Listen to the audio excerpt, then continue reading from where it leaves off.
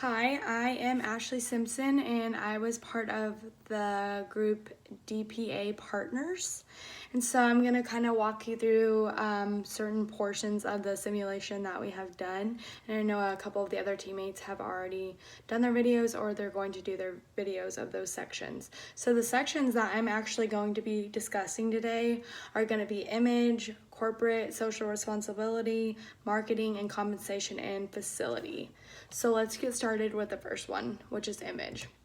So image rating is kind of based off a couple different elements and factors within the simulation, and not only simulation, but business in general. So a big portion of image rating is based off consumer perception, and that's a big deal when you're making a product or promoting a business. You probably wonder why. So why is because basically without consumers and customers, you have no business, you have no product. And so how they view your business or how they rate your business is solely on their perception. So having that high perception is good, but having that low perception is obviously not great. So we want to keep that at a happy medium. Obviously, not every consumer is going to approve of your product or your company or your business, but a majority of your consumers or client base need to. So a couple things that we noticed during our simulation that hurt us was that we had a low PQ rating. So with that, I think we just missed a couple things on the simulation that referred to image that we should have watched a little bit closer. But now we know for future references when we do more simulations or we use it within business that we really need to take a look. How are our image ratings compared to other corporate organizations, or how are we doing in the rating of image? Also, our global presence wasn't as high, and so that was a big deal. So a lot of product anymore and a lot of organizations are actually going internationally, and so just having that global presence within different parts of not only in the United States but also internationally help us. So we need to make sure that we're having a consistent presence within that market. Also, there was a low percentage for our employees and their citizenship, and just really maintaining that we're taking care of our employees, because that's big in business too. We want to make sure that our employees are getting taken care of, because employees and customers are a big thing. So without customers, we have no business. Without employees, we have no business. So we want to make sure that our employees are being taken care of, so our turnover rate isn't high and we're able to produce at the levels that we continue to strive for. So last but not least, we didn't really have accountability for our social responsibility, and you'll see me talk about in the next couple slides why that's important. So we need to have accountability for that, whether it's high or low, but we need to have some source of accountability. I mean, us as individuals have accountability for our social responsibility, so we definitely want our businesses to have that as well. So that was just a little bit of our image rating and our image section of our simulation. So now I'll take you through corporate social responsibility. And to start off with, I'll kind of do a brief introduction of what social responsibility is and why it's important. I was explaining to you on the other slide. So it's very important because we want to have those ethics. So social responsibility is essentially ethics within the workplace and how we're treating not only our client base, our product, but our employees. Are we giving them the facilities they need? Are we giving them the workspace they need? Is our product good? Are we pushing something that's, we're putting quite a bit of research in? Are we doing it subpar? These are things that go into social responsibility, and you want to make sure that you have a pretty decent amount of social responsibility, because for one, if it's low, consumers are going to stop coming to you for your product. For two, you're going to have a low amount of employees, because they're not going to think that you're an ethical business. And being ethically involved with your employees is a big portion of how businesses do.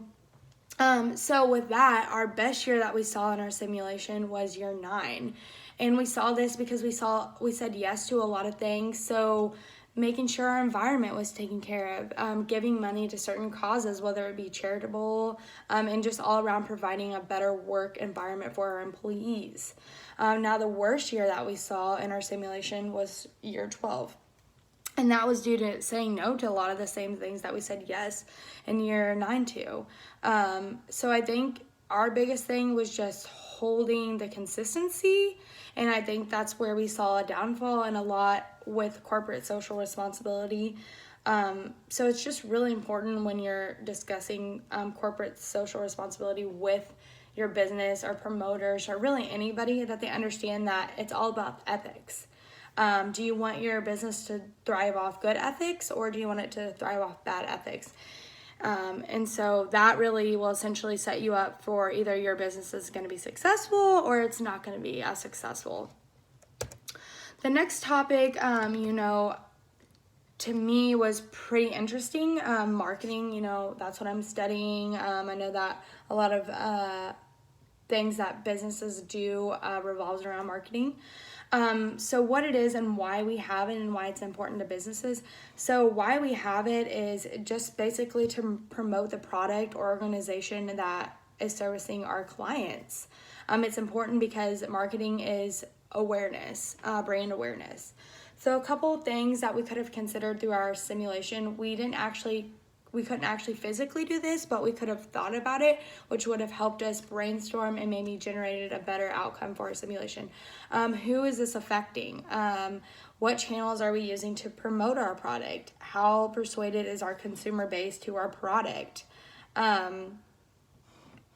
So with those different elements, so who's affecting? Everybody. Everybody that's viewing your product or company. What channels? So Facebook, Instagram, the websites, and how persuasive is your marketing tactics to the client base. So what I have here is a little drawn up marketing thing, as you can see.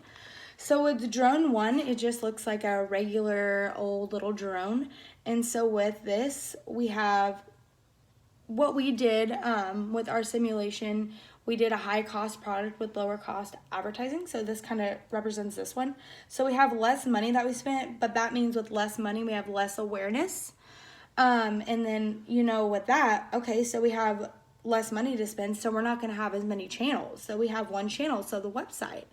Well, over here, we have this drone where we spent more money, which means more advertising. So we have Facebook, Instagram, website for the channels. So yeah, it's going to cost us a little bit more money, but with that more awareness, we have more channels to branch out to, and consumers are like, oh, wow, these are the drones that come from this company. Obviously, there's pros and cons to both sides. So with that, you're just going to have to decide what is best for your company. A next portion is compensation and facilities. Some major takeaways from this section that we saw were the wages. So we started off with higher wages and then we started to cut them. So that's really bad for employee morale because employees don't want to be taken they don't want their wages to be taken away. They'd rather start off with lower and then build up. Another one is incentives. We need more consistency with that. We weren't really consistent with that. And so employees want to know, like, oh, okay, we're getting incentives this month for this amount of products sold, or, whatever the restrictions or requirements are within that company. So I think adding those consistencies within the incentives would have really helped us. And attendance, that was a big thing. We needed to add higher values to that. So with less workers means less productivity, which means less sales. So with that, I also made a little homemade thing for this. Kind of explains. So if you have no incentives for your employees to come to work, specifically to come to work, because we're talking about attendance. So this one in scenario 1 is one worker making 10 drones takes 5 hours, which means less sales. It's less sales because it's taking this one worker 5 hours, versus if you have 2 workers, because you have those incentives, so you have more workers coming to work, it's going to take them 2.5 hours to make 10 drones, which means more sales, because those 2.5 extra hours or 2.5 extra hours that can be used to promote the product. Another thing is benefits.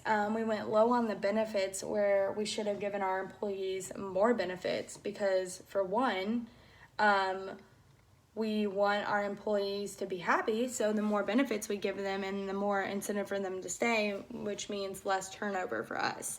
And then also another thing we saw was that our management wasn't being as proactive, especially with the numbers.